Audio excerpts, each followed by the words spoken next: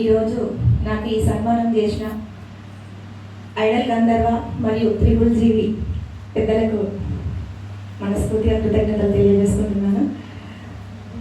నిజానికి నేను అంత పెద్ద సన్మానం చేయించుకునే అంత పెద్దదాన్ని కాదు. నిజానికి నేను సాధించింది కూడా పెద్దగా ఏమీ లేదు.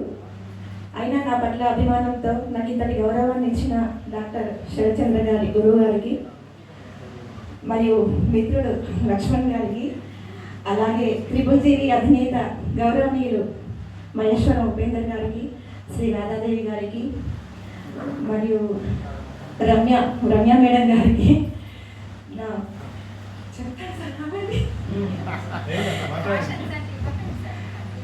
నా ప్రత్యేక కృతజ్ఞతలు.